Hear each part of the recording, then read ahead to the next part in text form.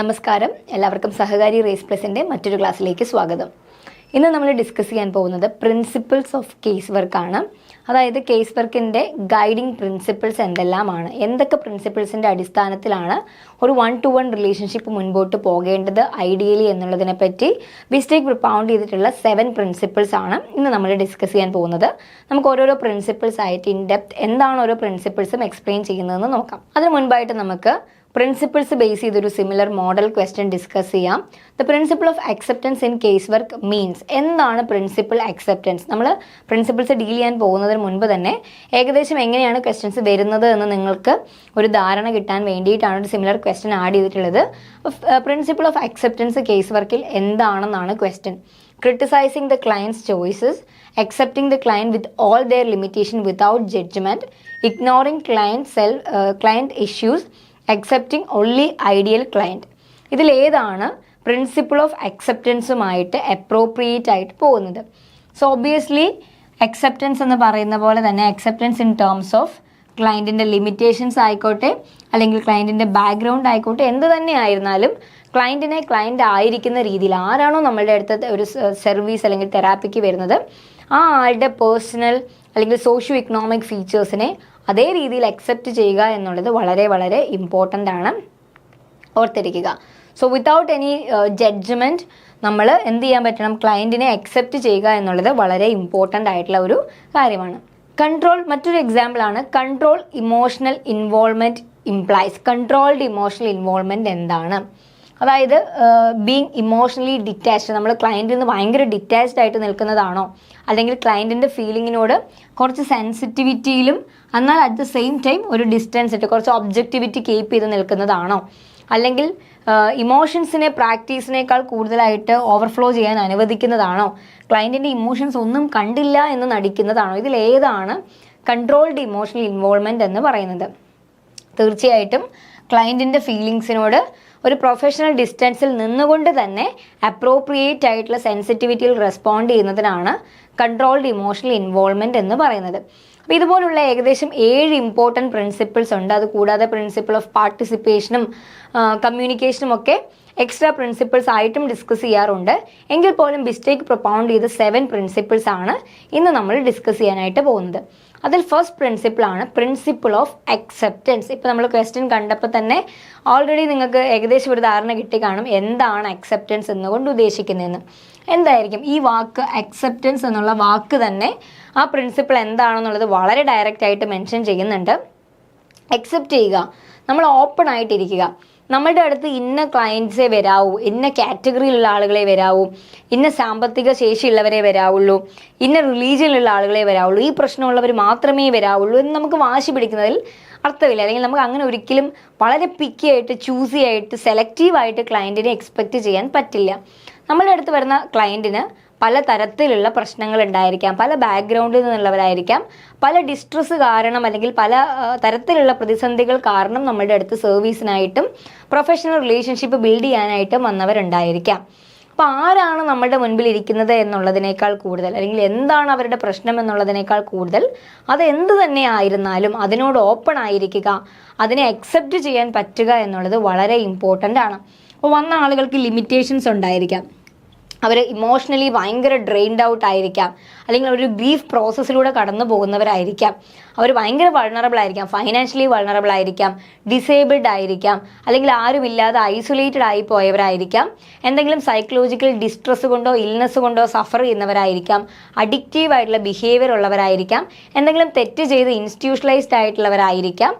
എന്തു തന്നെ ആയിരുന്നാലും ഫോർ അസ് നമ്മളുടെ മുൻപിൽ അവർ നമ്മളുടെ സേവനം ചോദിച്ചു വന്ന അല്ലെങ്കിൽ നമ്മളുടെ സേവനം അർഹിക്കുന്ന ക്ലയൻറ്റുകളാണ്. അവരെ നമ്മൾ അവരുടെ നമ്മളുടെ പ്രീ കൺസീവ്ഡ് ആയിട്ടുള്ള നോഷൻസോ ജഡ്ജ്മെൻറ്റുകളോ മറ്റു കാര്യങ്ങൾക്കൊന്നും വിധേയമാക്കാതെ അവരെന്താണോ ആ രീതിയിൽ അക്സെപ്റ്റ് ചെയ്യുക. ഏത് ജാതിയാണെന്നോ, ഏത് വർഗമാണെന്നോ, ഏത് വർണ്ണമാണെന്നോ, എത്ര വയസ്സുള്ള ആളാണെന്നോ, ഏത് സാമ്പത്തിക ശേഷിയുള്ള ആളാണെന്നോ എന്നുള്ളതൊന്നും ഒരു വ്യക്തിനെ നമ്മൾ ഇവാലുവേറ്റ് ചെയ്യുന്നതിനോ, ഒരു വ്യക്തിനെ എടുക്കണോ വേണ്ടയോ, നമ്മൾ എങ്ങനെ ഇൻ്റർവ്യൂ ചെയ്യണമെന്ന് തീരുമാനിക്കുന്നതിനോ ഉള്ള ഫാക്ടർ ആകാൻ പാടില്ല. എന്താണോ ആ വ്യക്തിയെ അതേപോലെ തന്നെ അക്സെപ്റ്റ് ചെയ്യാനുള്ള ഓപ്പൺനെസ് ഒരു തെറാപ്പിസ്റ്റ് അല്ലെങ്കിൽ ഒരു പ്രാക്ടീഷണർക്ക് ഉണ്ടായിരിക്കുക എന്നുള്ളത് വളരെ ഇമ്പോർട്ടൻ്റ് ആണ്. മറ്റെല്ലാ പ്രിൻസിപ്പിൾസിനും മുൻപായിട്ട് അക്സെപ്റ്റൻസ് ഫസ്റ്റ് തന്നെ ഉണ്ടായിരിക്കണം. ഒരു ക്ലയൻറ്റിനെ ആ ക്ലയൻ്റ് ആയിരിക്കുന്ന സാഹചര്യത്തിൽ അക്സെപ്റ്റ് ചെയ്യാത്തിടത്തോളം കാലം നമുക്ക് ആ ക്ലയൻറ്റുമായിട്ട് എഫക്റ്റീവ്ലി ഡീൽ ചെയ്യുന്നതിൽ പരിമിതികൾ ഉണ്ടായിരിക്കാം, നമ്മൾ പരാജയപ്പെട്ടു പോയേക്കാം. അപ്പോൾ അക്സെപ്റ്റൻസ് ആദ്യം തന്നെ ഒരു റിലേഷൻഷിപ്പിൽ ഉണ്ടായിരിക്കുക. അപ്പോൾ നമ്മൾ ഒരാളെ അക്സെപ്റ്റ് ചെയ്യാമെന്ന് പറഞ്ഞാൽ അതിൻ്റെ അർത്ഥം ആ വ്യക്തിയുടെ എല്ലാ ബിഹേവിയറും ശരിയാണെന്ന് അംഗീകരിക്കുന്നു എന്നല്ല. Acceptance is not equal to recognising, അല്ലെങ്കിൽ അതിനെ അക്നോളജ് ചെയ്യുക മാത്രമാണ് നമ്മൾ ചെയ്യുന്നത്, അല്ലാതെ അതിനൊരു അപ്രിഷിയേഷൻ കൊടുക്കുക എന്നുള്ളതല്ല. അപ്പോൾ അക്നോളജ് ചെയ്യാം അല്ലെങ്കിൽ അക്സെപ്റ്റ് ചെയ്യാം, പക്ഷെ അതിൻ്റെ അർത്ഥം ഓക്കെ ഇതെല്ലാം അടിപൊളിയാണ്, ഇതെല്ലാം ശരിയാണെന്ന് നമ്മൾ ശരിവെച്ച് കൊടുക്കുക എന്നല്ല. എൻ്റെ അടുത്ത് ഒരു ക്രൈം ചെയ്ത ആളായിരിക്കാം വന്നിട്ടുണ്ടാവുക, ആ ആളൊരു ക്രിമിനൽ ആയിരിക്കാം അല്ലെങ്കിൽ നിയമത്തിൻ്റെ മുൻപിൽ ഒരു കുറ്റവാളി ആയിരിക്കാം, പക്ഷേ തീർച്ചയായിട്ടും കേസ് വർക്ക് റിലേഷൻഷിപ്പിൽ എല്ലാത്തിനും ഉപരി അദ്ദേഹം ഡിഗ്നിറ്റിയോടെ ജീവിക്കാൻ അർഹതയുള്ള ഒരു മനുഷ്യനാണ്. മറ്റൊരു പാരാമീറ്റേഴ്സും ആ ഡിഗ്നിറ്റിയുടെ മുൻപിൽ അതിനേക്കാൾ കൂടുതലായിട്ട് ഞാൻ കൺസിഡർ ചെയ്യേണ്ടതില്ല. ഞാൻ ആളെ തുറന്ന മനസ്സോട് കൂടിയിട്ട് എൻ്റെ ക്ലയൻറ്റ് എന്ന നിലയിൽ അക്സെപ്റ്റ് ചെയ്യാൻ ജഡ്ജ്മെൻറ്റ് ഫ്രീ ആയിട്ട് എനിക്ക് സാധിക്കുക എന്നുള്ളത് വളരെ ഇമ്പോർട്ടൻ്റ് ആണ്. അപ്പോൾ അക്സെപ്റ്റൻസ് ചിന്തിക്കുക, എല്ലാ സാഹചര്യങ്ങളിലും irrespective of any conditions or any pre conceived notions ആളുകളെ നമുക്ക് സ്വീകരിക്കാൻ പറ്റുക, അക്സെപ്റ്റ് ചെയ്യാൻ പറ്റുക, അവരെ റെസ്പെക്റ്റ് ചെയ്യാൻ പറ്റുക, അവരുടെ ഡിഗ്നിറ്റീനെ എംബ്രേസ് ചെയ്യാൻ പറ്റുക എന്നൊക്കെയുള്ളത് വളരെ ഇമ്പോർട്ടൻ്റ് ആയിട്ടുള്ള കാര്യമാണ്. അപ്പോൾ അക്സെപ്റ്റൻസ് എപ്പോഴും വ്യക്തികൾ ആഗ്രഹിക്കുന്ന കാര്യമാണ്. ഓൾറെഡി അവർക്ക് തന്നെ അറിയാം അവരെന്തോ ഡെഫിസിറ്റ് ഉള്ളവരാണ്, അല്ലെങ്കിൽ ഒരു പ്രശ്നത്തിലൂടെ കടന്നു പോകുന്നവരാണ്, മറ്റൊരാളുടെ സഹായം തേടി എത്തിയിരിക്കുന്ന ആളാണ്, എന്തോ ഒന്ന് കുറവുള്ള ആളാണ്, നമ്മുടെ ഓപ്പോസിറ്റ് ഇരിക്കുന്ന തെറാപ്പിസ്റ്റിനേക്കാളും അല്ലെങ്കിൽ കേസ് വർക്കറേക്കാളും ബുദ്ധിമുട്ട് അനുഭവിക്കുന്ന ആളാണെന്ന് സ്വയം ധാരണയുള്ള ഒരു വ്യക്തിയുടെ അടുത്ത് നമ്മൾക്ക് ചെയ്യാൻ പറ്റുന്ന ഏറ്റവും വലിയൊരു പൊസിഷനാണ് അക്സെപ്റ്റ് ചെയ്യുക. ആൾ എന്തും ആയിക്കൊള്ളട്ടെ, we are ready to accept, we should be open to accept. ആ ഒരു അക്സെപ്റ്റൻസ് ഫീൽ ചെയ്യുക എന്നുള്ളത് വളരെ ഇമ്പോർട്ടൻ്റ് ആണ്. ഫ്രണ്ട്ലി ആയിട്ടിരിക്കുക, നമ്മളൊരു സേവനം കൊടുക്കുന്ന ഒരു അതോറിറ്റി എന്നുള്ളതിനേക്കാളും ആൾക്ക് എങ്ങനെ സഹായിക്കാമെന്ന് ചിന്തിക്കുന്ന നല്ലൊരു ഫ്രണ്ട്ലി അപ്രോച്ച് പ്രൊവൈഡ് ചെയ്യുക, ഫ്രണ്ട്ലി ആയിരിക്കുക എന്നുള്ളത് വളരെ ഇമ്പോർട്ടൻ്റ് ആണ്. ഓൾസോ ജെന്യൂൻ ആയിട്ടിരിക്കുക, നമ്മൾ ഭയങ്കര ആത്മാർത്ഥതയോടെ ആളുടെ പ്രശ്നങ്ങൾ കേൾക്കാനും അത് പരിഹരിക്കാൻ പറ്റുന്ന കാര്യങ്ങൾ ചെയ്യാനും സാഹചര്യം കുറച്ചുകൂടെ നന്നാക്കാൻ ശ്രമിക്കുന്ന, ഫേവറബിൾ ആയിട്ട് അവരെ സഹായിക്കുന്ന ഒരു ജെന്യൂൻ റിലയബിൾ ആയിട്ടുള്ള ഒരു വ്യക്തിയായിട്ട് ഇരിക്കുക എന്നുള്ളതും വളരെ ഇമ്പോർട്ടൻ്റ് ആണ്. അതായത് പ്രത്യേകിച്ച് ഒരു കണ്ടീഷൻസും ഇല്ലാതെ, പ്രത്യേകിച്ച് ഒരു കണക്ക് കൂട്ടലുകളോ ഒരു പ്രതിഫലം മോഹിച്ചുള്ള ഒരു ഇൻട്രാക്ഷൻ എന്ന് തോന്നിക്കാത്ത വിധത്തിൽ, അല്ലെങ്കിൽ അങ്ങനെ ആകാത്ത വിധത്തിൽ വളരെ ജെന്യൂൻ ആയിട്ടുള്ള, വളരെ ഫേവറബിൾ ആയിട്ടുള്ള, ഫ്രണ്ട്ലി ആയിട്ടുള്ള അപ്രോച്ചിൽ നമുക്ക് ആളുകളെ സ്വീകരിക്കാൻ പറ്റുക, ആളുകളുമായി റാപ്പോ ബിൽഡ് ചെയ്യാൻ പറ്റുക, റിലേഷൻഷിപ്പ് ബിൽഡ് ചെയ്യാൻ പറ്റുക എന്നുള്ളത് വളരെ ഇമ്പോർട്ടൻ്റ് ആണ്. അപ്പോൾ നമുക്ക് വേറെ ഒരു റിസർവേഷൻസോ അല്ലെങ്കിൽ പ്രത്യേകിച്ചൊരു മെൻ്റൽ വേർഡിക്റ്റ് എന്ന് പറഞ്ഞാൽ നമ്മൾ തന്നെ ഒരു വിധി എഴുതുന്നില്ല. എൻ്റെ മുമ്പിലിരിക്കുന്ന ആൾ ഒരു നിയമ നടപടി നേരിടുന്ന ആളായിരിക്കാം എന്ന് കരുതി ആൾ കള്ളനാണെന്നോ ആൾ ക്രിമിനൽ ആണെന്നോ ആൾ മോശപ്പെട്ട ഒരു വ്യക്തിയാണെന്നോ ഒരു വെർഡിക്റ്റ് എൻ്റെ മനസ്സിൽ നിന്ന് ഒരു വിധി എഴുതാൻ ഞാൻ ബാധ്യസ്ഥയല്ല, അല്ലെങ്കിൽ ഞാൻ അങ്ങനെ ചെയ്യാൻ പാടില്ല. ആസ് എ കേസ് വർക്കർ മറ്റൊരാളെ ജഡ്ജ് ചെയ്യാനോ മറ്റൊരാളെ മോശക്കാരനാണെന്നോ എന്നെക്കാൾ കുറവുള്ളവനോ ആണെന്നോ വിധി എഴുതുന്ന വിധത്തിലുള്ള ഒരു നോട്ടമോ പ്രവൃത്തിയോ യാതൊരു തരത്തിലുള്ള ട്രാൻസാക്ഷൻസോ രണ്ടുപേർ തമ്മിലുള്ള റിലേഷൻഷിപ്പിൻ്റെ ഇടയിൽ വരാൻ പാടില്ല. നേരെ തിരിച്ച് acceptance, friendliness, genuine interest, favourable dispositions തുടങ്ങിയ വളരെ പോസിറ്റീവായിട്ടുള്ള, വളരെ അക്സെപ്റ്റിംഗ് ആയിട്ടുള്ള ഒരു ഗിവ് ആൻഡ് ടേക്ക് റിലേഷൻഷിപ്പ് ആയിരിക്കണം സോഷ്യൽ കേസ് വർക്ക് എന്നാണ് പ്രിൻസിപ്പിൾ ഓഫ് അക്സെപ്റ്റൻസ് പറയുന്നത്. ക്ലിയർ ആണെന്ന് വിചാരിക്കുന്നു. അപ്പോൾ ആദ്യമായിട്ട് തന്നെ നമ്മുടെ മുൻപിൽ എത്തുന്ന ക്ലയൻറ്റിനെ അക്സെപ്റ്റ് ചെയ്യാനുള്ള മനസ്സുണ്ടായിരിക്കുക എന്ന് പറയുന്നത് it is related to the innate worth of every individual. എന്തിനാണ് നമ്മൾ ഇങ്ങനെ ആളുകളെ അക്സെപ്റ്റ് ചെയ്യുന്നത്? ആളുകൾ ബുദ്ധിമുട്ട് അനുഭവിക്കുന്നവരാണെങ്കിലും, ആളുകൾ മേ ബി എന്തെങ്കിലും ക്രിമിനൽ പ്രോസസ്സ് നേരിടുന്നവരാണെങ്കിലും, എന്തെങ്കിലും തെറ്റ് ചെയ്തവരാണെങ്കിലും ഒക്കെ നമ്മൾ എന്തിനാണ് ഈ വ്യക്തികളോട് ഇത്രയും നല്ല രീതിയിൽ ബിഹേവ് ചെയ്യുന്നത്? എന്തിനാണ് ഇവരെ നമ്മൾ മറ്റുള്ളവരെ പോലെ മാറ്റി നിർത്താത്തത്, അല്ലെങ്കിൽ മറ്റുള്ളവർ കാണുന്ന പോലെ സ്റ്റിഗ്മറ്റൈസ്ഡ് ആയിട്ട് അവരെ കാണാതെ അവർക്ക് കുറച്ചുകൂടെ ഒരു മാനുഷിക പരിഗണനയിൽ ഫ്രണ്ട്ലിനെസ് എന്തിനാണ് നമ്മൾ കാണിക്കുന്നത്? അതിന് ഒരേ ഒരു കാരണമുള്ളൂ, because we are working in the principle of innate worth of every individual. എല്ലാ മനുഷ്യർക്കും അവരുടേതായ ഡിഗ്നിറ്റി ഉണ്ട്. ഒരു മനുഷ്യനായിട്ട് ജനിച്ച വ്യക്തികൾ ആ ഡിഗ്നിറ്റി അർഹിക്കുന്നവരാണ്. ആ ഡിഗ്നിറ്റിയാണ് നമ്മൾ കൊടുക്കുന്നത്. അല്ലാതെ അവർ ചെയ്തൊരു മോശപ്പെട്ട ബിഹേവിയറിനെ അപ്രൂവ് ചെയ്യുക എന്നുള്ളതല്ല. നേരെ മറിച്ച് ഒരു മനുഷ്യൻ്റെ മാനുഷികമായിട്ടുള്ള ആ ഒരു വർത്തിനെ, ആ ഒരു മൂല്യത്തെ നമ്മൾ വില കൽപ്പിക്കുക മാത്രമാണ് ഈ ഒരു അക്സെപ്റ്റൻസ് കൊണ്ട് ഉദ്ദേശിക്കുന്നത്. അതായത് ഒരാൾ ക്രിമിനൽ ആണ് എങ്കിൽ പോലും അൾട്ടിമേറ്റ്ലി ഒരു മനുഷ്യൻ എന്ന് പറയുന്നത് വ്യക്തിയാണ്, ഒരു മനുഷ്യനാണ്. ആ മനുഷ്യൻ അർഹിക്കുന്ന മിനിമം ആയിട്ടുള്ള ഒരു ഡിഗ്നിറ്റി, ഒരു മാന്യത മാത്രമാണ് അക്സെപ്റ്റൻസ് കൊണ്ട് നമ്മൾ കൊടുക്കുന്നത്. അല്ലാതെ ആ വ്യക്തി ചെയ്ത ക്രിമിനൽ ബിഹേവിയർ അടിപൊളിയാണെന്നോ അത് ചെയ്യുന്നത് തെറ്റാണെന്നോ അല്ല ചെയ്യുന്നത് മോശപ്പെട്ട കാര്യമല്ല എന്നല്ല നമ്മൾ സ്റ്റേറ്റ് ചെയ്യുന്നത്. നേരെ തിരിച്ച് ഒരു വ്യക്തിക്ക് ഏതൊരു സാഹചര്യത്തിലും മാന്യമായി ജീവിക്കാനുള്ള അവകാശം അല്ലെങ്കിൽ അതിനുള്ള അധികാരമുണ്ടെന്നുള്ള അസംഷനിൽ നിന്നുകൊണ്ടാണ് നമ്മൾ അക്സെപ്റ്റൻസ് എന്ന പ്രിൻസിപ്പിളിനെ റീഅഫേം ചെയ്യുന്നത്. അപ്പോൾ അക്സെപ്റ്റൻസ് എന്ന് പറഞ്ഞിട്ടുണ്ടെങ്കിൽ സോഷ്യലി അൺഅക്സെപ്റ്റബിൾ, എന്ത് തെറ്റ് ചെയ്തിട്ട് വന്നാലും നമ്മൾ ഇരു കൈയും നീട്ടി സ്വീകരിക്കുമെന്നല്ല.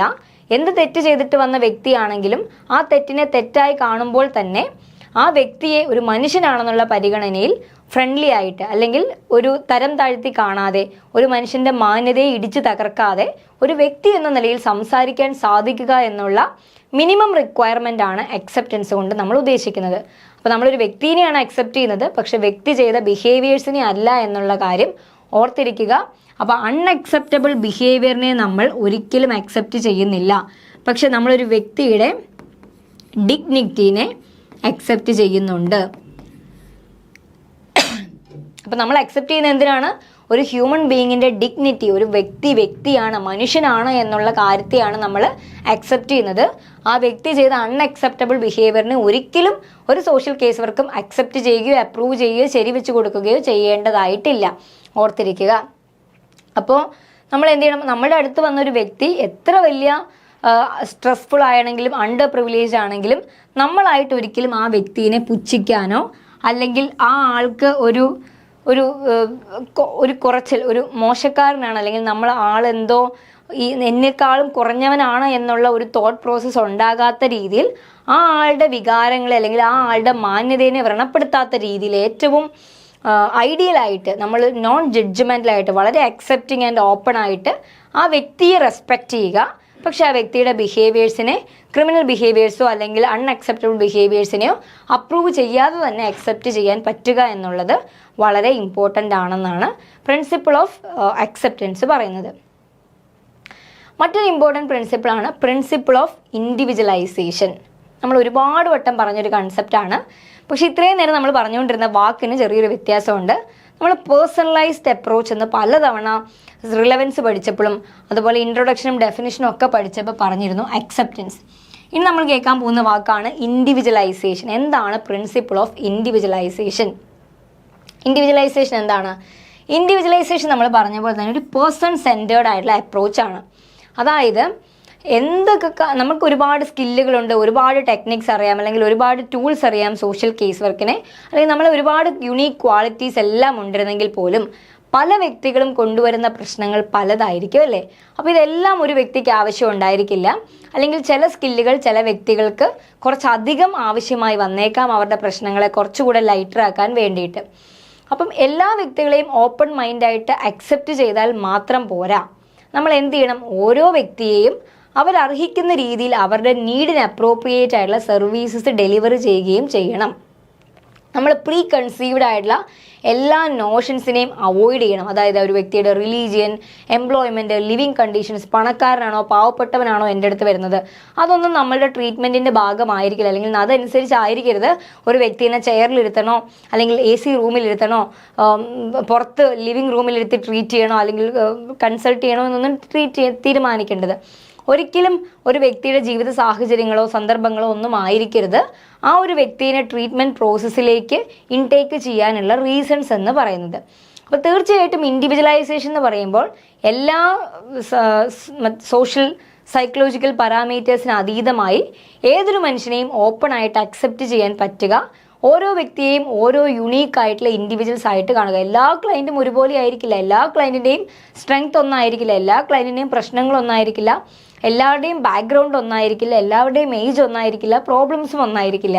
അപ്പോൾ ഈ ഒരു ഡിഫറൻസ്, ഈ ഒരു diversity throughout the process ഉണ്ടായിരിക്കുമെന്നുള്ള കാര്യം അക്സെപ്റ്റ് ചെയ്യുക, ഇൻഡിവിജ്വലൈസ് ചെയ്യുക, ഓരോരുത്തരെയും ഓരോരുത്തരായി തന്നെ കാണുക എന്നുള്ളത് വളരെ ഇമ്പോർട്ടൻ്റ് ആണ്. അതായത് ഒരു പേഴ്സണും ഒരുപോലെ ആയിരിക്കില്ല, എല്ലാ വ്യക്തികൾക്കും അവരവരുടേതായ പ്രശ്നങ്ങളും അവരവരുടേതായ ജീവിത സാഹചര്യങ്ങളും സന്ദർഭങ്ങളും സാമ്പത്തികവും സാമൂഹ്യമായിട്ടുള്ള പശ്ചാത്തലവുമായിരിക്കും. അതിനെ വേർതിരിച്ച് കാണുക, അതിനനുസൃതമായിട്ട് വ്യക്തികളെ വ്യക്തികളായി കാണാൻ പറ്റുക എന്നുള്ളത് വളരെ ഇമ്പോർട്ടൻ്റ് ആണ്. ഇപ്പം ഓൾറെഡി നമ്മൾ പറഞ്ഞ പോലെ നമ്മുടെ അടുത്ത് വരുന്ന എല്ലാ ക്ലയൻറ്റിൻ്റെയും പ്രശ്നം ഒന്നായിരിക്കണം എന്നില്ല, അല്ലെങ്കിൽ ആ പ്രശ്നം ഒന്നാണെന്ന് തോന്നുമെങ്കിൽ പോലും ആ പ്രശ്നത്തെ ട്രിഗർ ചെയ്യുന്ന ഫാക്ടേഴ്സ് ഡിഫറെൻ്റ് ആയിരിക്കാം. എൻ്റെ വീട്ടിലുള്ള കുടുംബ പശ്ചാത്തലമായിരിക്കില്ല എൻ്റെ ക്ലയൻറ്റിൻ്റെ വീട്ടിലുണ്ടായിരിക്കുക, എൻ്റെ ഒരു ക്ലയൻറ്റിൻ്റെ കുടുംബ പശ്ചാത്തലമായിരിക്കില്ല എൻ്റെ മറ്റൊരു ക്ലയൻറ്റിൻ്റെ പശ്ചാത്തലം. അപ്പോൾ തീർച്ചയായിട്ടും വ്യക്തികളുടെ പ്രശ്നങ്ങൾ വ്യത്യസ്തമാണ്. അതുകൊണ്ട് തന്നെ എൻ്റെ അടുത്ത് 2 ക്ലയൻറ്റ് വന്നിട്ടുണ്ടെങ്കിൽ ഇൻ്റർപേഴ്സണൽ കോൺഫ്ലിക്റ്റ് ഉള്ള ആൾക്കും അതുപോലെ തന്നെ ഒരു ഡി അഡിക്ഷൻ ട്രീറ്റ്മെൻറ്റ് അല്ലെങ്കിൽ ഒരു അഡിക്റ്റീവ് ബിഹേവിയർ ഉള്ള ആൾക്കും പ്രശ്നങ്ങൾ 2ആണ്, അവരുടെ ആവശ്യങ്ങൾ 2ആണ്, കുടുംബ പശ്ചാത്തലങ്ങൾ 2ആണ്, സാമൂഹ്യ പശ്ചാത്തലം 2ആണ്. അപ്പോൾ അവർക്ക് നമുക്ക് ചെയ്തു കൊടുക്കാൻ പറ്റുന്ന സേവനങ്ങളും തീർച്ചയായും വ്യത്യസ്തമായിട്ടുള്ള 2 സെറ്റ് സേവനങ്ങളായിരിക്കണം. അപ്പോൾ ഈ ഒരു യുണീക്നെസ്, അല്ലാതെ എല്ലാവർക്കും ഒരേ സേവനങ്ങൾ പ്രൊവൈഡ് ചെയ്യുക എന്നുള്ളതല്ല, ഇൻഡിവിജ്വൽ നീഡ്സിനും റിക്വയർമെൻറ്റ്സിനും അനുസൃതമായിട്ട് നമ്മളുടെ സ്കില്ലിനെയും ക്വാളിറ്റീസിനെയും ടെക്നിക്സിനെയും ഒക്കെ ഉപയോഗിക്കാൻ കഴിയുക എന്നുള്ളതാണ് ഒരു ഐഡിയൽ ആയിട്ടുള്ള കേസ് വർക്ക് പ്രാക്ടീസിൽ വേണ്ടത് എന്നാണ് ഏത് പ്രിൻസിപ്പിൾ പറയുന്നത്? പ്രിൻസിപ്പിൾ ഓഫ് ഇൻഡിവിജ്വലൈസേഷൻ പറയുന്നത്. വ്യക്തി കേന്ദ്രീകൃതമായിരിക്കണം ഒരു പ്രൊഫഷണൽ പ്രാക്ടീസ് എന്നാണ് പ്രിൻസിപ്പിൾ ഓഫ് ഇൻഡിവിജ്വലൈസേഷൻ പറയുന്നത്. മറ്റൊരു പ്രിൻസിപ്പിളാണ് principle of non judgmental attitude. എന്താണ് ആറ്റിറ്റ്യൂഡ്? എങ്ങനെയായിരിക്കണം? നോൺ ജഡ്ജ്മെൻ്റൽ, ജഡ്ജ് ചെയ്യാത്ത തരത്തിലുള്ള, അല്ലെങ്കിൽ ആരെയും ജഡ്ജ് ചെയ്യാൻ ആഗ്രഹിക്കാത്ത, ജഡ്ജ് ചെയ്യാൻ പാടില്ലാത്ത ഒരു എൻവയോൺമെൻ്റ് ആയിരിക്കണം ഒരു 1-to-1 റിലേഷൻഷിപ്പ് എന്ന് പറയുന്നത്. അത് ഒരു കേസ് വർക്കറും ക്ലയൻറ്റും തമ്മിൽ നടക്കുന്ന ട്രാൻസാക്ഷൻസ് ആയിക്കോട്ടെ, കോൺവെർസേഷൻസ് ആയിക്കോട്ടെ, മറ്റെന്ത് വിചാര പ്രകടനങ്ങളായിരുന്നാലും അതിൻ്റെ ഇടയിൽ ഒരു ജഡ്ജ്മെൻറ്റ്, ഇയാൾ ശരിയാണെന്നോ തെറ്റാണെന്നോ ജഡ്ജ് ചെയ്യാനുള്ള അവകാശം എനിക്കില്ല. എൻ്റെ അടുത്ത് വന്ന ക്ലയൻറ്റ് HIV പോസിറ്റീവ് ആണെങ്കിൽ ആൾ റോങ് ആയിട്ടുള്ള ഒരാളാണെന്നോ അല്ലെങ്കിൽ ആളെന്തോ തെറ്റ് ചെയ്തു എന്നോ അസ്യൂം ചെയ്യുക എന്നുള്ളത് കംപ്ലീറ്റ്ലി പാടില്ലാത്ത ഒരു കാര്യമാണെന്നാണ് principle of non judgmental attitude പറയുന്നത്. ഇപ്പോൾ നമ്മളുടെ അടുത്ത് പലതരം ആളുകൾ വന്നിട്ടുണ്ടായിരിക്കാം. ഇപ്പോൾ അൺമാരീഡ് ആയിട്ടുള്ള ഒരു പ്രഗ്നൻറ്റ് ലേഡി വന്നിട്ടുണ്ടായിരിക്കാം, അല്ലെങ്കിൽ ഒരു ചൈൽഡ് പ്രഗ്നൻസി, ടീനേജ് പ്രഗ്നൻസിയിലുള്ള ഒരു കുട്ടി വന്നിട്ടുണ്ടായിരിക്കാം. അപ്പോൾ ആ കുട്ടി തെറ്റായ ഒരു കാര്യം ചെയ്തു എന്നോ, ആ കുട്ടി സോഷ്യലി ഡിപ്രൈവ്ഡ് ആണെന്നോ, ആ കുട്ടി ചെയ്തത് തെറ്റാണെന്നോ, ആ ക്ലയൻറ്റ് പ്രശ്നക്കാരിയാണെന്നോ ജഡ്ജ്മെൻറ്റ് ചെയ്യാനോ റൈറ്റ് ആൻഡ് റോങ് അസ്യൂം ചെയ്യാനോ ഒരു കേസ് വർക്കർ ഒരിക്കലും ശ്രമിക്കാൻ പാടില്ല. നോൺ ജഡ്ജ്മെൻ്റൽ ആയിട്ടുള്ള ഒരു അന്തരീക്ഷത്തിൽ, ഒരു ആംബിയൻസിൽ മാത്രമാണ് വളരെ ട്രാൻസ്പെറൻ്റ് ആയിട്ടുള്ള കമ്മ്യൂണിക്കേഷൻസും അസസ്മെൻറ്റും ഫാക്ട് ഫൈൻഡിങ്ങും നല്ലൊരു ട്രീറ്റ്മെൻറ്റും നടക്കുകയുള്ളൂ എന്നാണ് principle of non judgmental attitude പറയുന്നത്. അപ്പോൾ ഒരിക്കലും ഒരു വ്യക്തിയുടെ ശരിയും തെറ്റും നിർണ്ണയിക്കാൻ ഒരു കേസ് വർക്കർ മുതിരരുത്.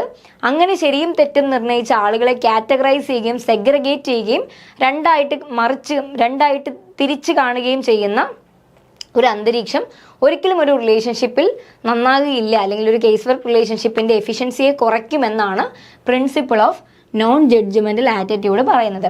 അപ്പോൾ ഒരിക്കലും ഒരു കൺവിക്ഷൻസോട് കൂടിയിട്ടോ അല്ലെങ്കിൽ ഒരു റൈറ്റ് ആൻഡ് റോങ് അസ്യൂം ചെയ്യുന്ന തരത്തിലുള്ള, ഒരാളെ ജഡ്ജ് ചെയ്യുന്ന തരത്തിലുള്ള റിലേഷൻഷിപ്പിലേക്ക്, അത്തരത്തിലുള്ള പോസ്റ്റ്ലേറ്റ്സിലേക്ക് പോകാതിരിക്കാൻ പ്രത്യേകം ശ്രദ്ധിക്കുക. റൈറ്റ് ഓർ റോങ് അസ്യൂം ചെയ്യാൻ പാടില്ല, വളരെ ഇമ്പോർട്ടൻ്റ് ആണ്.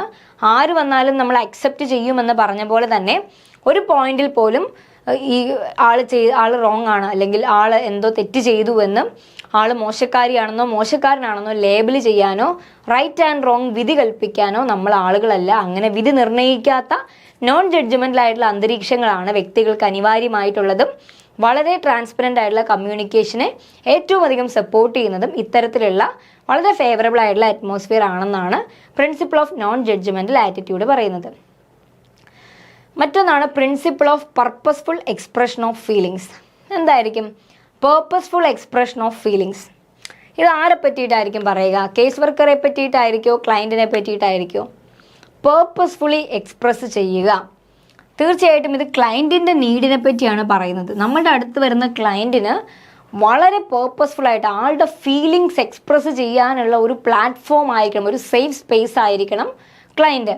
ഇപ്പോൾ എൻ്റെ അടുത്ത് വരുന്ന ക്ലയൻറ്റ് ഈ ഒരു പ്രോസസ്സിൻ്റെ ഇടയിൽ കംപ്ലീറ്റ്ലി ബ്രേക്ക് ഡൗൺ ആയേക്കാം, കംപ്ലീറ്റ്ലി ബ്രേക്ക് ഔട്ടായി കരയാം, മേ ബി ഒരു സെഷൻ മുഴുവൻ ഇരുന്ന് കരയാം, അല്ലെങ്കിൽ ഒരു സെഷൻ്റെ പകുതി മുക്കാൽ സമയവും കരയാം, പെട്ടെന്ന് ഔട്ട് ഓഫ് ആങ്കർ ആൾ ഭയങ്കര ദേഷ്യപ്പെടാം, ആൾ മിണ്ടാതിരുന്നേക്കാം. അപ്പോൾ എന്ത് വികാരമായിരുന്നാലും അല്ലെങ്കിൽ ആൾ ഭയങ്കര അഗ്രസീവായിട്ട് തോന്നാം, ഭയങ്കര ദേഷ്യത്തിൽ സംസാരിക്കാം, എന്ത് തന്നെ സംസാരിച്ചാലും, അല്ലെങ്കിൽ ഭയങ്കര പാസീവായിട്ട് കാര്യങ്ങളോട് റെസ്പോണ്ട് ചെയ്യാം, ചില കാര്യങ്ങളോട് സംസാരിക്കാൻ താല്പര്യമില്ലായ്മ പ്രകടിപ്പിക്കാം. ഇതെല്ലാം ഇൻ എ വേ ആളുടെ ഫീലിങ്സ് ആണ്. കരയുന്നതായാലും ചിരിക്കുന്നതായാലും ദേഷ്യപ്പെടുന്നതായാലും പരിഹസിക്കുന്നതായാലും പൊട്ടിത്തെറിക്കുന്നതാണെങ്കിലും എല്ലാം ഒരു സാഹചര്യത്തോടോ ഒരു സന്ദർഭത്തോടോ വ്യക്തികളോടോ ഉള്ള ആളുകളുടെ റിയാക്ഷൻസ് ആണ്. തീർച്ചയായിട്ടും നമ്മുടെ മുൻപിൽ വരുന്ന ക്ലയൻറ്റുകൾ ആഗ്രഹിക്കുന്നത് ഈ ഫീലിങ്സ് ഇറക്കി വെക്കാനുള്ള ഒരു സ്പേസ് ആയിരിക്കാം. അങ്ങനെയാണെങ്കിൽ ഇത്തരത്തിലുള്ള ഫീലിങ്സിനെ വെൻറ്റ് ഔട്ട് ചെയ്യാൻ ക്ലയൻറ്റിൻ്റെ നീഡാണ് ഈ ഫീലിങ്സ്, ഈ വിഷമങ്ങൾ അല്ലെങ്കിൽ ഈ ദുഃഖം, ഈ ഫ്രസ്ട്രേഷൻ എവിടെയെങ്കിലും ഇറക്കി വെക്കുക.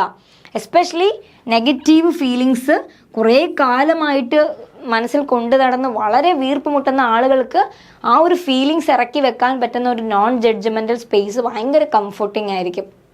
അപ്പോൾ കേസ് വർക്കർ എന്ത് വന്നിട്ടുണ്ടെങ്കിലും അവർ ദേഷ്യപ്പെടുകയോ അല്ലെങ്കിൽ അവർ കരയുകയോ ഒക്കെ ചെയ്യുമ്പോൾ നമ്മൾ അതിനോട് എന്താ പറയുക, അതിനോട് സപ്പോർട്ട് ചെയ്യുക എന്ന് പറഞ്ഞാൽ അതിനെ നന്നായിട്ട് കരയുക എന്ന് പറഞ്ഞ് പ്രോത്സാഹിപ്പിക്കുക എന്നല്ല, കരയാൻ അനുവദിക്കുക. അവരുടെ വികാരം അല്ലെങ്കിൽ അവരുടെ ഇമോഷൻസ് വെൻറ്റ് ഔട്ട് ചെയ്യാനുള്ളൊരു സ്പേസ് കൊടുക്കുക.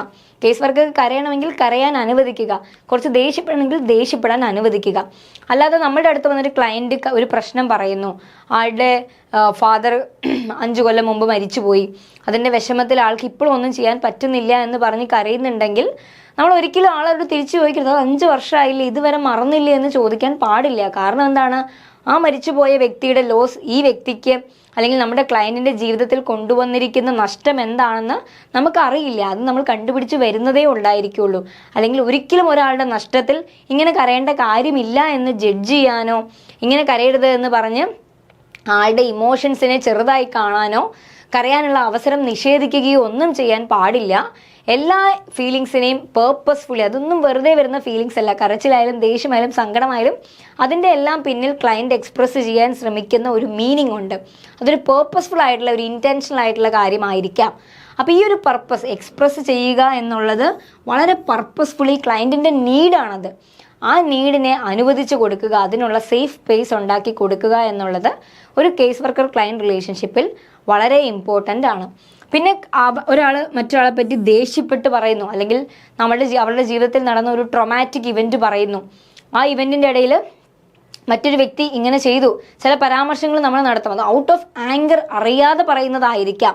പക്ഷേ ഇതെല്ലാം തെറാപ്യൂട്ടിക്കലി യൂസ്ഡ് ആണ്. നമ്മളതിനി പിന്നീട് കേസ് വർക്ക് പ്രോസസ്സ് പഠിക്കുമ്പോൾ ഫാക്ട് ഫൈൻഡിങ് എന്ന് പറയും, അല്ലെങ്കിൽ നമ്മൾ അസസ്മെൻ്റ് എന്നൊക്കെ പറയും. ഈ ഒരു പ്രോസസ്സിൽ വളരെ ഇമ്പോർട്ടൻ്റ് ആണ് ഒരു വ്യക്തി എന്താണ് ഫീൽ ചെയ്യുന്നത്, അല്ലെങ്കിൽ അത് എങ്ങനെ റിവീൽ ചെയ്യുന്നു, എങ്ങനെ മറ്റൊരു വ്യക്തി ഇയാളുടെ ജീവിതത്തിൽ ഇൻഫ്ലുവൻസ് ആയിരിക്കുന്നു എന്നൊക്കെ ഉള്ളത് പലപ്പോഴും ഇങ്ങനെയുള്ള വികാര പ്രകടനത്തിൻ്റെ ഇടയിൽ ദേഷ്യമായിട്ടും വിഷമമായിട്ടും കണ്ണുനീരായിട്ടും ഒക്കെ വെൻറ്റ് ഔട്ട് ചെയ്തു പോകുന്ന ഫീലിങ്സിനോടൊപ്പം നമ്മളുടെ പഠനത്തെ, പ്രോബ്ലത്തെ കാര്യമായി മനസ്സിലാക്കാൻ പറ്റുന്ന, പ്രോബ്ലത്തിൻ്റെ മൾട്ടി ഡയമെൻഷനാലിറ്റിയെ പറ്റി പറയുന്ന പല കാര്യങ്ങളും റിവീൽഡ് ആകും. So purposeful expression of feelings ക്ലയൻറ്റിനെ അവരുടെ ഫീലിങ്സ് എക്സ്പ്രസ് ചെയ്യാൻ അനുവദിക്കുക എന്നുള്ളതാണ്, which is very very important. മറ്റൊന്നാണ് principle of controlled emotional involvement. ഇതാരെ പറ്റിയിട്ടുള്ളതായിരിക്കും? Controlled emotional involvement. അപ്പോൾ ഇത്രയും നേരം നമ്മൾ അവർ പറഞ്ഞു ക്ലയൻറ്റിനെ ഇമോഷണലി ഇൻവോൾവ് ആവാൻ അനുവദിക്കണം. ക്ലയൻറ്റിന് കരയണമെങ്കിൽ കരയാം, ചിരിക്കണമെങ്കിൽ ചിരിക്കാം, ദേഷ്യപ്പെടാം, ഫ്രസ്ട്രേറ്റഡ് ആയിരിക്കാം, എന്ത് ഫീലിങ്സ് ഉണ്ടെങ്കിലും ഈ റിലേഷൻഷിപ്പിൽ ഇറക്കി വെക്കാം എന്ന് നമ്മൾ പറഞ്ഞു. അങ്ങനെയാണെങ്കിൽ എന്താണ് ഇവിടെ കേസ് വർക്കറുടെ ഒരവസ്ഥ? കേസ് വർക്കർക്ക് ഇങ്ങനെയൊക്കെ ചെയ്യാൻ പാടുണ്ടോ?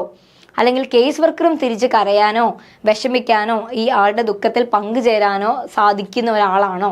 അങ്ങനെ ചെയ്യുന്നത് ഐഡിയൽ ആണോ? Principle of controlled emotional involvement പറയുന്നത് ഇതാണ്.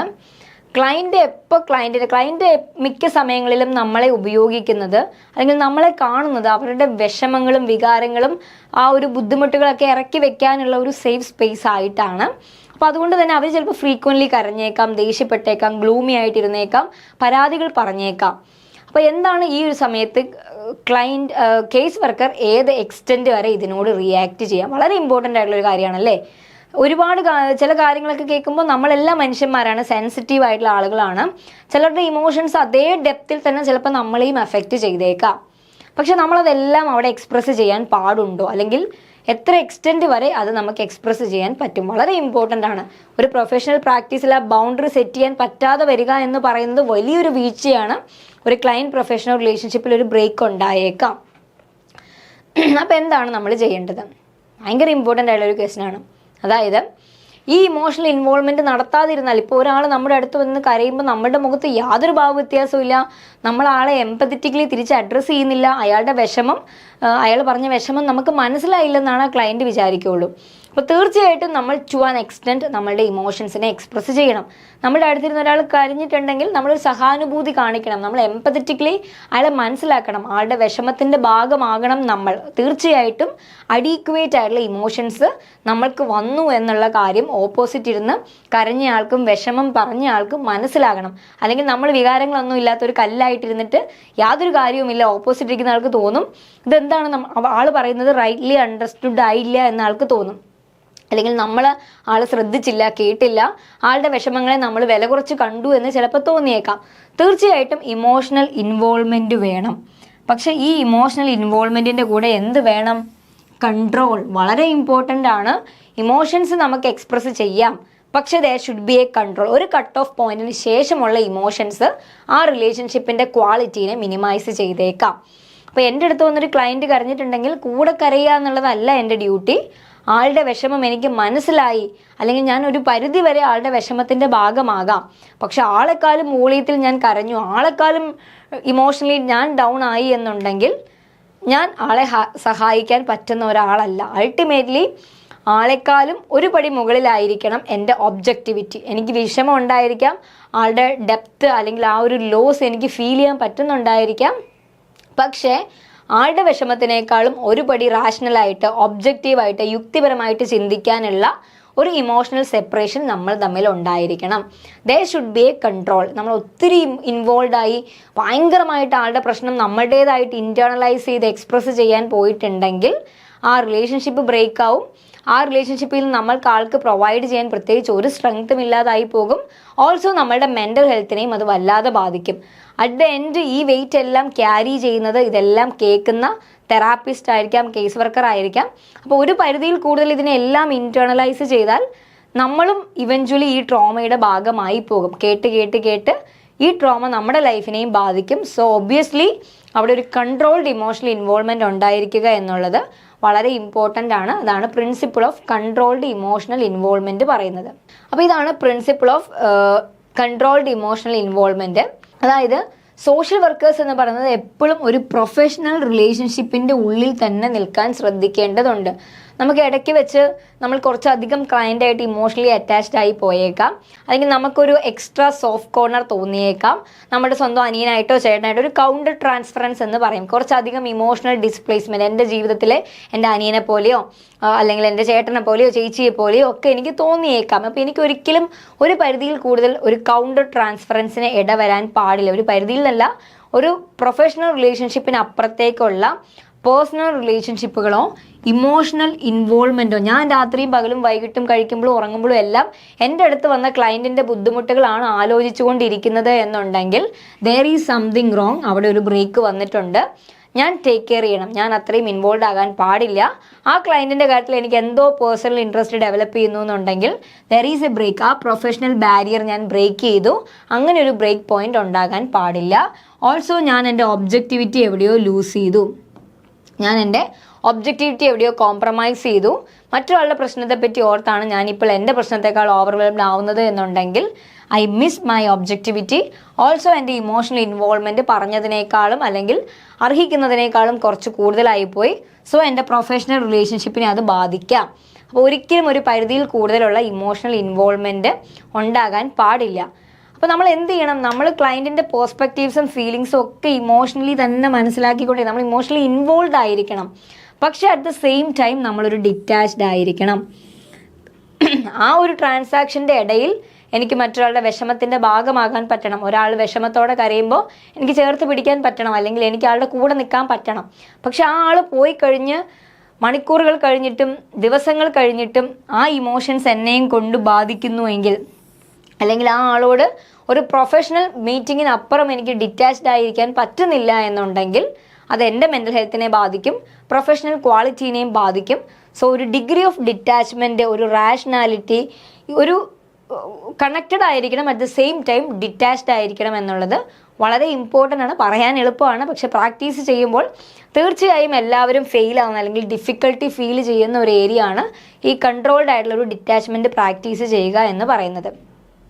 അപ്പോൾ ക്ലിയർ ആയിട്ട് വർക്ക് ഇതിനെപ്പറ്റി ചിന്തിക്കണം. എങ്ങനെയാണ്, എത്ര പരിധി വരെ നമ്മൾക്ക് ഈ ഒരു പ്രോസസ്സിൻ്റെ ഭാഗമാകാം. ഇനിയിപ്പോൾ അങ്ങനെയല്ല, നമുക്ക് ഭയങ്കര ബേൺഡ് ഔട്ട് ആയിട്ട് തോന്നുകയാണെങ്കിൽ നമ്മൾ പോയി മറ്റൊരു തെറാപ്പി എടുക്കുക എന്നുള്ളതാണ്. ബിക്കോസ് ഓൺ ഗോയിങ് ആയിട്ടുള്ള ഈ ഒരു ഇനിയിപ്പോൾ അതിൽ ഒരു പരിധി കഴിഞ്ഞിട്ട് നമുക്കിതിനെ ഡീൽ ചെയ്യാൻ പറ്റുന്നില്ല എന്നുണ്ടെങ്കിൽ അതിൻ്റെ അർത്ഥം ദെർ ഈസ് സംതിങ് റോങ്, നമുക്ക് എന്തോ ഒരു ബുദ്ധിമുട്ടുണ്ട്.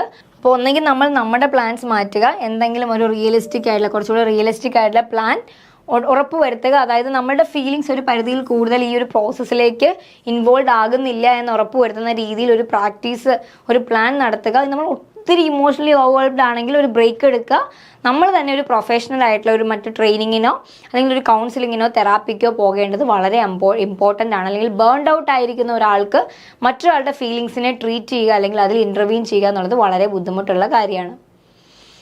അടുത്ത പ്രിൻസിപ്പിളാണ് principle of client self determination. നമ്മൾ ഓൾറെഡി പല സമയത്ത് ഈ സെൽഫ് ഡിറ്റർമിനേഷൻ എന്നുള്ള വാക്ക് നേച്ചറിൻ്റെ ഭാഗമായിട്ടും ഡെഫിനിഷൻസിൻ്റെ ഭാഗമായിട്ടും ഒക്കെ പറഞ്ഞത് തന്നെയാണ്.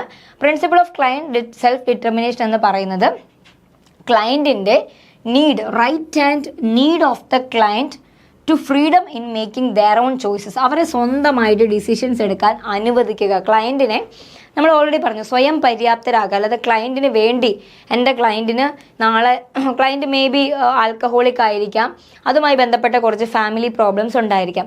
പക്ഷെ ഞാൻ എൻ്റെ ക്ലയൻറ്റിനെ ഉന്തിത്തള്ളി നാളെ ഡി അഡിക്ഷൻ സെൻറ്ററിലേക്ക് വിടാൻ ബാധ്യസ്ഥപ്പെട്ടിട്ടില്ല.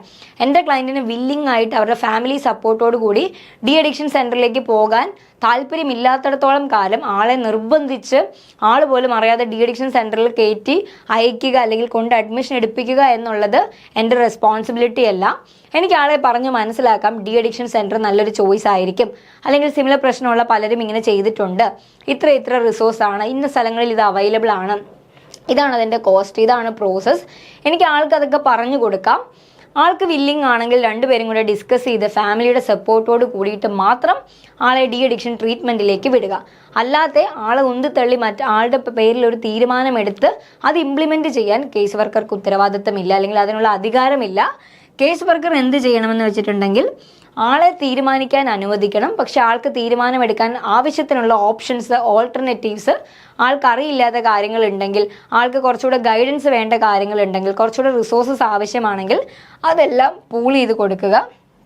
പക്ഷെ അറ്റ് ദ എൻഡ് ഡിസിഷൻ എന്ന് പറയുന്നത് should be from the client. Client ആയിരിക്കണം ഫൈനൽ ഡിസിഷൻ എടുക്കുന്നത്, കേസ് വർക്കർ ആയിരിക്കാൻ പാടില്ല. അപ്പോൾ ഇവിടെ എന്തിനാണ് കേസ് വർക്കർ? എല്ലാം ക്ലയൻ്റാണ് തീരുമാനിക്കുന്നതെങ്കിൽ കേസ് വർക്കർ എന്തിനാണെന്ന് ചോദിച്ചിട്ടുണ്ടെങ്കിൽ ഇറ്റ് ഈസ് ടു ഗൈഡ്. അവർക്ക് ചില സമയങ്ങളിൽ കൺഫ്യൂഷൻ ഉണ്ടായിരിക്കാം.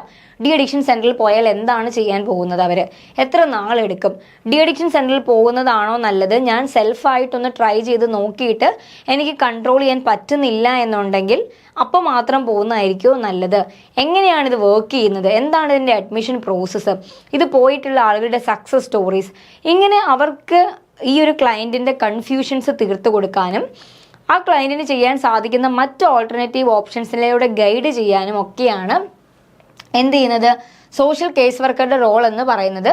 ഗൈഡ് ചെയ്യുക, അതുപോലെ എനേബിൾ ചെയ്യുക എന്നൊക്കെ ഉള്ളതാണ്. ഓൺ ചോയ്സ് തന്നെ ആയിരിക്കും അൾട്ടിമേറ്റ്ലി എടുക്കുന്നത്. ആൾക്ക് ആവശ്യമായിട്ടുള്ള ഗൈഡൻസും മറ്റ് അഡീഷണൽ ഇൻഫർമേഷൻസും പ്രൊവൈഡ് ചെയ്യുകയാണ്. അല്ലാതെ അവരുടെ തലയിൽ ഒന്നും കെട്ടിയേൽപ്പിക്കുക എന്നുള്ളതല്ല. നമ്മൾ അവരിൽ ഒന്നും ഇമ്പോസ് ചെയ്യുന്നില്ല. We are just guiding them through the process. വളരെ ഇമ്പോർട്ടൻ്റ് ആണ്. ആരെയും നമ്മൾ സ്ട്രിക്റ്റ് ആയിട്ടൊന്നും ചെയ്യാൻ പ്രേരിപ്പിക്കുന്നില്ല.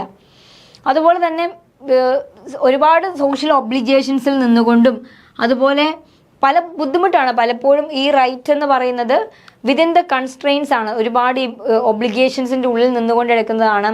അതുപോലെ സോഷ്യലി അക്സെപ്റ്റബിൾ ആയിട്ടുള്ള സ്റ്റാൻഡേർഡ്സിനോടും ഈ എടുക്കുന്ന തീരുമാനങ്ങൾ ഒത്തു നിൽക്കുക എന്നുള്ളത് പലപ്പോഴും ചലഞ്ചിങ് ആണ്. അതുകൊണ്ട് തന്നെ റൈറ്റ് അബ്സല്യൂട്ട് ആണെന്ന് നമുക്ക് പറയാൻ പറ്റില്ല.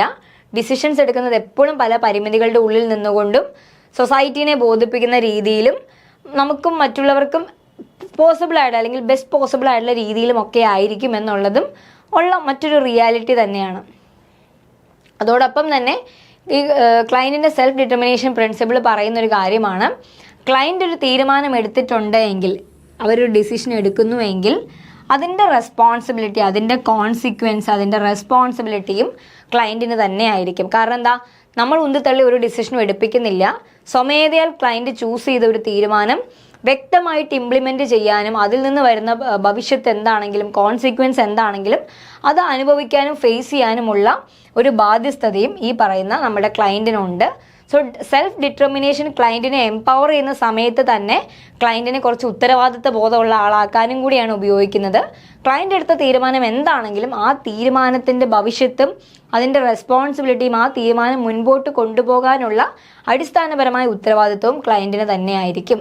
ലാസ്റ്റ് പ്രിൻസിപ്പിളാണ് പ്രിൻസിപ്പിൾ ഓഫ് കോൺഫിഡൻഷ്യാലിറ്റി.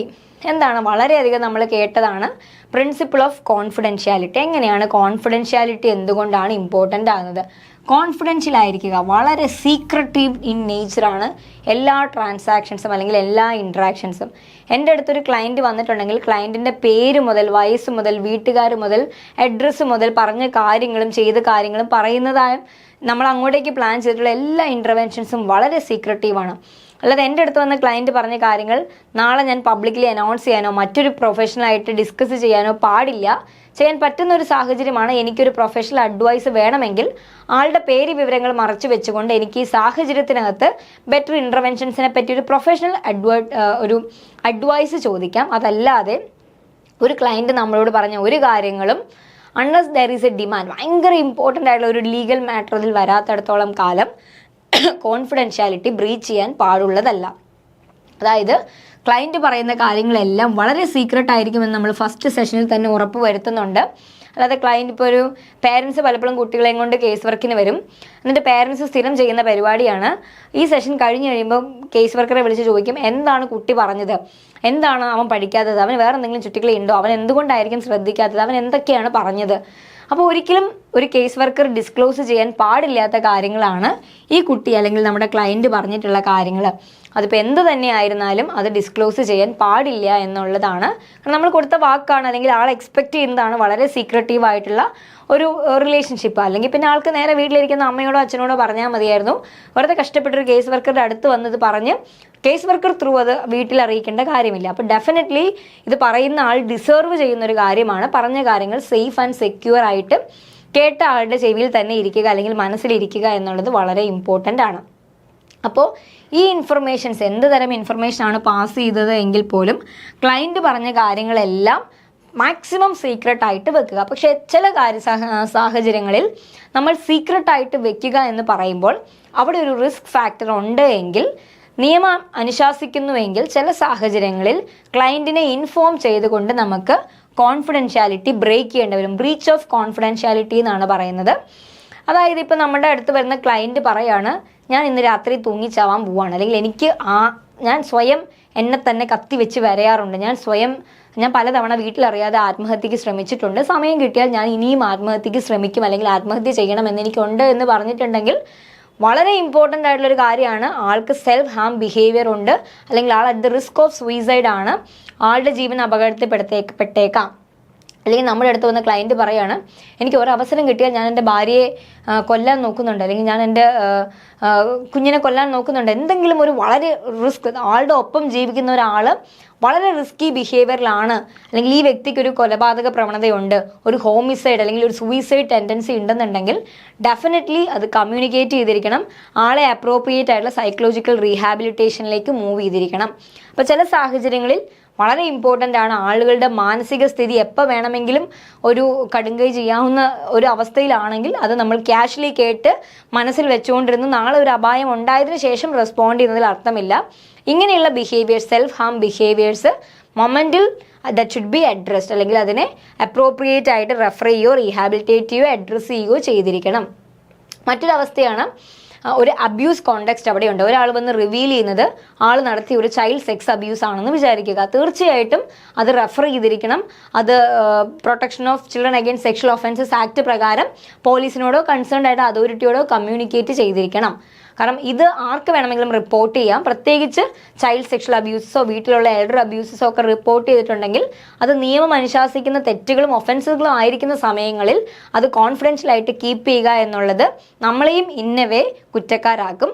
അപ്പോൾ തീർച്ചയായിട്ടും അബ്യൂസ് കേസസ്, പ്രത്യേകിച്ച് child abuse, elder abuse cases ഒക്കെയാണ് ക്ലയൻറ്റ് വന്ന് പറയുന്നതെങ്കിൽ വിത്ത് ദെയർ പെർമിഷൻ അല്ല, വിത്ത് നോട്ടീസ് അല്ലെങ്കിൽ ഒരു അറിയിക്കുക, നമ്മളിത് ബ്രേക്ക് ചെയ്യുകയാണ് എന്ന് നമുക്ക് നമ്മളിത് ബ്രേക്ക് ചെയ്യുക. അറ്റ് ദ സെയിം ടൈം നമ്മൾ ബ്രേക്ക് ചെയ്യാനുള്ള റീസൺ എന്താണെന്നുള്ളത് ജസ്റ്റിഫൈ ചെയ്യുക. ബിക്കോസ് ഇത് ഏതൊരു സാഹചര്യത്തിലും ന്യായീകരിക്കാൻ പറ്റുന്നതോ കോൺഫിഡൻഷ്യലായിട്ട് കീപ്പ് ചെയ്യാൻ പറ്റുന്നതോ ആയിട്ടുള്ള കാര്യങ്ങളല്ല, നിയമം അനുശാസിക്കുന്ന തെറ്റുകളാണ് ആളുകൾ നമ്മളുടെ അടുത്ത് തുറന്ന് പറഞ്ഞിരിക്കുന്നതെങ്കിൽ. അപ്പോൾ ഇങ്ങനെയുള്ള കാര്യങ്ങൾ, ആളുകൾക്ക് സെൽഫ് ഹാം ബിഹേവിയർ ഉണ്ടായിരിക്കുക, സൂയിസൈഡ് ഐഡിയേഷൻ ഉണ്ടായിരിക്കുക, ആളുകൾ ചെയ്ത തെറ്റുകൾ അബ്യൂസ് കോണ്ടെക്സ്റ്റിലുള്ളതൊക്കെ ആയിരിക്കുമ്പോഴും നിയമം ചില കേസുകൾ, ഇപ്പം നമ്മൾ ഡീൽ ചെയ്യുന്ന ക്ലയൻറ്റ് നാളെ ഒരു പ്രതിയാണ്, ആളുടെ എന്തെങ്കിലും ട്രാൻസാക്ഷൻസ് നിയമം അല്ലെങ്കിൽ ആൾ പറഞ്ഞ ചില കാര്യങ്ങളിൽ ഫർദർ ഇൻഫർമേഷൻസ് കോർട്ടോ ലീഗൽ ആക്ഷൻസ് ത്രൂവോ നമ്മളിൽ നിന്ന് ക്ലാരിഫൈ ചെയ്യുകയാണ്. നമ്മൾ ഡീൽ ചെയ്തുകൊണ്ടിരുന്ന ക്ലയൻറ്റ് നാളൊരു കേസിലെ പ്രതിയായിരുന്നു എന്ന് തിരിച്ചറിയുന്ന സമയത്ത് ഈ ക്ലയൻറ്റ് പറഞ്ഞ എന്തെങ്കിലും കാര്യങ്ങളെപ്പറ്റി അഡീഷണൽ ഇൻഫർമേഷൻസ് നമുക്കറിയാമോ എന്നൊരു ക്ലാരിഫിക്കേഷൻ ചോദിക്കുമ്പോഴും നിയമപരമായിട്ടുള്ള പ്രൊസീജിയറിൻ്റെ ഭാഗമാണ് അതെന്നുണ്ടെങ്കിൽ അത് കൊടുക്കാൻ നമ്മൾ ബാധ്യസ്ഥരാണ്. അപ്പോൾ എല്ലാ സാഹചര്യങ്ങളും നമ്മളത് ബ്രീച്ച് ചെയ്യുന്നെങ്കിൽ ബ്രീച്ച് ചെയ്യുന്നത് ഡോക്യുമെൻ്റ് ചെയ്യുക, അതിനുള്ള ജസ്റ്റിഫിക്കേഷനും ഡോക്യുമെൻ്റ് ചെയ്യുക എന്നുള്ളതും ഒരു എത്തിക്കൽ കണ്ടക്ട് ഓഫ് പ്രാക്ടീസ് ആണെന്ന് ഓർത്തിരിക്കുക. അപ്പോൾ ഇൻഫർമേഷൻ നമ്മൾ കീപ്പ് ചെയ്യുന്നത് ക്ലയൻറ്റിൻ്റെ റൈറ്റ് ആയിരിക്കുമ്പോൾ പോലും if there is A vulnerability അല്ലെങ്കിൽ സസ്പെക്റ്റഡ് അബ്യൂസ് കേസസ് ഉണ്ട് എന്നുണ്ടെങ്കിൽ സെൻസിറ്റീവ് ആയിട്ടുള്ള ഇൻഫർമേഷൻസും നമുക്ക് ഷെയർ ചെയ്യാനായിട്ട് പറ്റും. അതായത് നമുക്കിപ്പോൾ എത്ര കോൺഫിഡൻഷ്യലായിട്ട് പറഞ്ഞതാണെങ്കിൽ പോലും as I said before, if there is a need അത് കമ്മ്യൂണിക്കേറ്റ് ചെയ്തിരിക്കണം. അല്ലാതെ അപ്പോൾ അത് രഹസ്യമായി വെച്ചിട്ട് പിന്നീട് അത് റിവീൽ ചെയ്യുന്നതിൽ പോയിന്റ് ഇല്ലാത്ത കാര്യങ്ങളിൽ, പ്രത്യേകിച്ച് ഇമ്മീഡിയറ്റ് ആക്ഷൻസ് ആവശ്യമുള്ള സമയത്ത് നമ്മളിത് കൊടുത്തേക്കണം. അതിനൊരു എക്സെപ്ഷൻ മൈറ്റ് എക്സിസ്റ്റ്. അതായത് ഷെയറിങ് ഇൻഫർമേഷൻ വളരെ അർജൻറ്റായിട്ട് വരികയാണ്, അതായത് ഫാമിലി മെമ്പേഴ്സോ അല്ലെങ്കിൽ ക്ലയൻറ്റിനോടോ മറ്റ് ലീഗൽ എൻറ്റിറ്റീസിനോടോ ഫാമിലി മെമ്പേഴ്സിനോടോ മറ്റ് ലീഗൽ അതോറിറ്റീസിനോടോ ഒക്കെ റിവീൽ ചെയ്യേണ്ട വരുന്ന സാഹചര്യങ്ങളിൽ കൺസെൻറ്റ് ചില സാഹചര്യങ്ങളിൽ കൺസെൻറ്റ് എടുക്കേണ്ടി വരണമെന്നല്ല, പക്ഷേ ഇൻഫോം ചെയ്യുക എന്നുള്ളത് ഇമ്പോർട്ടൻ്റ് ആണ്. Because of these reasons we have to disclose. നമുക്കിത് തുറന്ന് പറഞ്ഞേ പറ്റുള്ളൂ, അല്ലെങ്കിൽ മറ്റൊരാളോട് ഇത് പറഞ്ഞേ പറ്റുള്ളൂ എന്നുള്ളത് ബ്രീച്ച് ഓഫ് കോൺഫിഡൻഷ്യാലിറ്റിയുടെ ഭാഗമാണ്. But that should B communicated. അപ്പോൾ എപ്പോൾ ഇത് ബ്രീച്ച് ചെയ്യേണ്ട ഒരു അവസ്ഥ വരുന്നോ അപ്പോൾ അത് ബ്രീച്ച് ചെയ്യാനുള്ള അവസരവും അല്ലെങ്കിൽ അതിനുള്ള അധികാരവും ഉണ്ട്.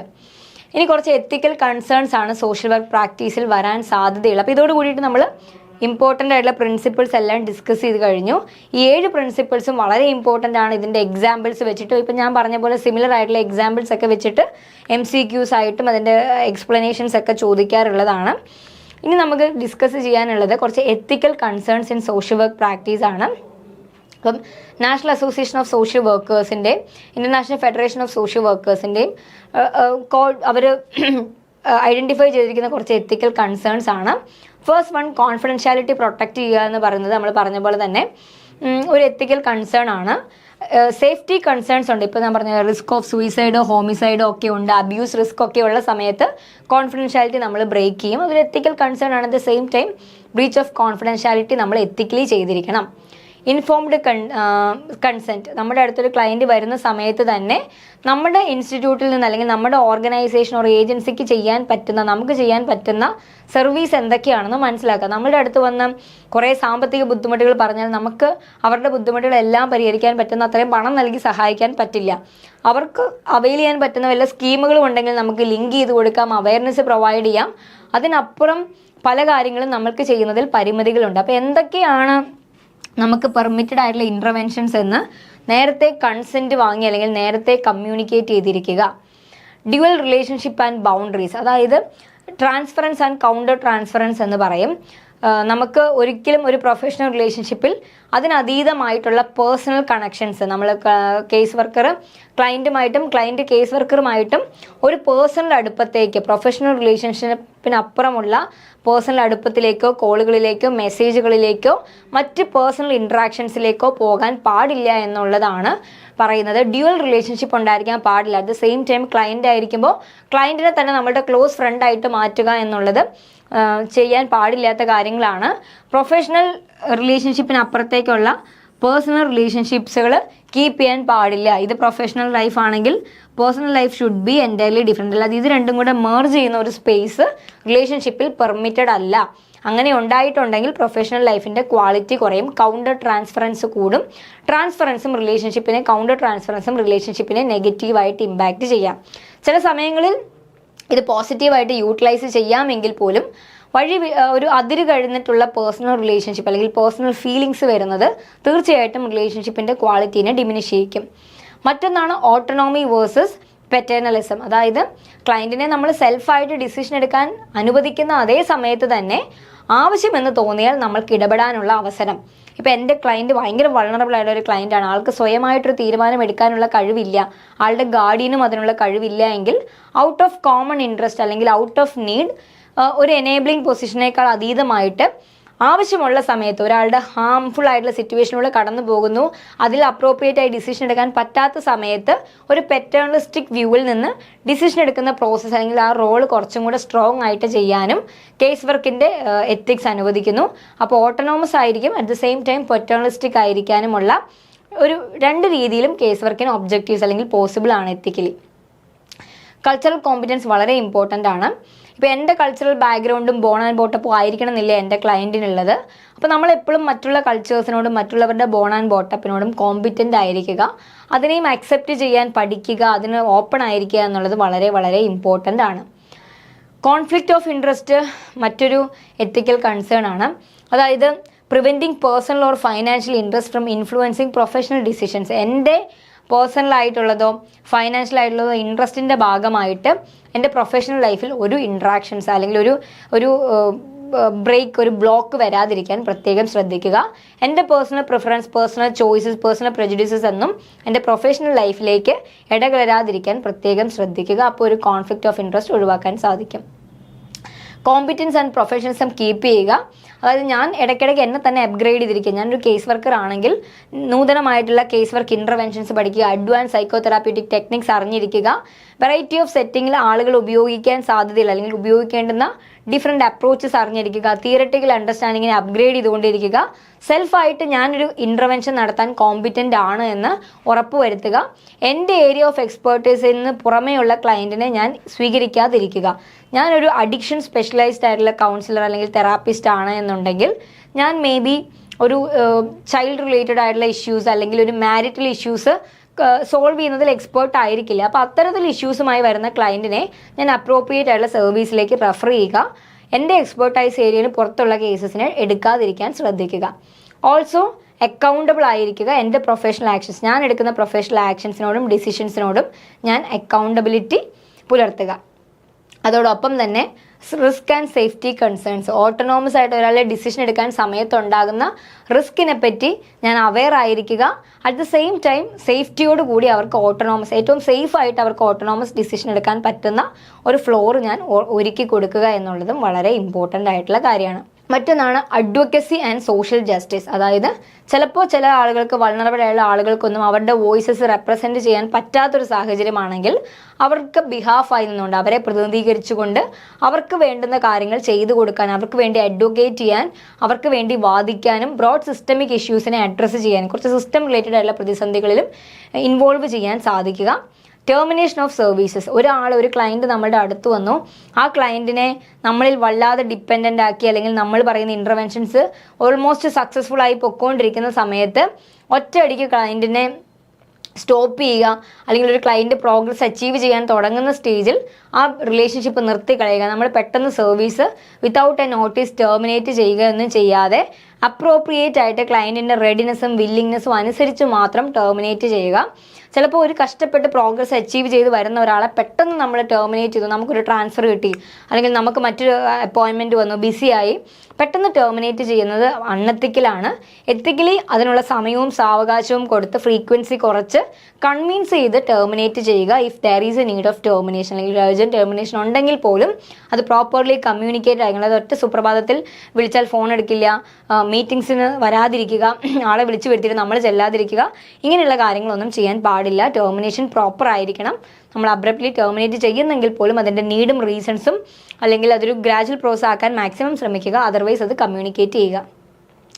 നമ്മളും ഈ ഒരു പ്രോസസ്സിലൂടെ പോകുമ്പോൾ തീർച്ചയായിട്ടും ബേൺഡ് ഔട്ട് ആയി പോകാം. നമ്മളിത് കേട്ട് അല്ലെങ്കിൽ ഇങ്ങനെ ഡിസ്ട്രെസ്ഫുൾ ആയിട്ടുള്ള സിറ്റുവേഷൻസിൽ കൂടെ ആളുകളോടൊപ്പം സഞ്ചരിച്ച് ഒരു പരിധി കഴിയുമ്പോൾ നമ്മളും നെഗറ്റീവ് അടിക്കും, നമുക്കും ബുദ്ധിമുട്ടുകൾ വരും, കുറേയെങ്കിലുമൊക്കെ നമ്മൾ ഇൻറ്റേർണലൈസ് ചെയ്യും. അപ്പോൾ തീർച്ചയായിട്ടും ബേൺ ഔട്ട് ഉണ്ടാവും. നമ്മുടെ ജോലി സ്ഥലത്ത് നിന്ന് നെഗറ്റീവായിട്ടുള്ള പല ഫീഡ്ബാക്കുകളും കേട്ടും പല സ്റ്റോറീസും നമ്മളെ ഒരുപാട് ബാധിക്കുന്ന സമയത്ത് പറ്റുമെങ്കിൽ ഒരു സെഷന് ശേഷം ബ്രേക്ക് എടുക്കുക, നമ്മൾ തന്നെ ഒരു സെൽഫ് കെയർ പ്രാക്ടീസിന് പോവുക. അതെന്താണോ ഒരു വ്യക്തിയുടെ സെൽഫ് കെയർ, അതുപോലെ തന്നെ നമ്മൾ അഡ്വാൻസ്ഡ് ആയിട്ടുള്ള ട്രീറ്റ്മെൻറ്റ് എടുക്കുക. നമുക്ക് സ്വന്തമായിട്ടൊരു തെറാപ്പി വേണമെങ്കിൽ അങ്ങനെ ഒരു തെറാപ്പിക്കും പോവുക. അപ്പോൾ ബേൺ ഔട്ടിനെ എഫക്റ്റീവായിട്ട് ഡീൽ ചെയ്യാൻ പറ്റുക എന്നുള്ളതും വളരെ ഇമ്പോർട്ടൻ്റ് ആണ്. അപ്പോൾ ഇതോട് കൂടിയിട്ട് നമ്മൾ പ്രധാനപ്പെട്ട പ്രിൻസിപ്പിൾസും മറ്റ് എത്തിക്കൽ ഇഷ്യൂസും അല്ലെങ്കിൽ ഈ ഒരു പ്രാക്ടീസിൻ്റെ ഇടയിൽ വരുന്ന എത്തിക്കൽ ഇഷ്യൂസും ഡിസ്കസ് ചെയ്തിരിക്കുന്നു. മറ്റൊരു ക്ലാസ്സുമായി വീണ്ടും കാണാം. താങ്ക്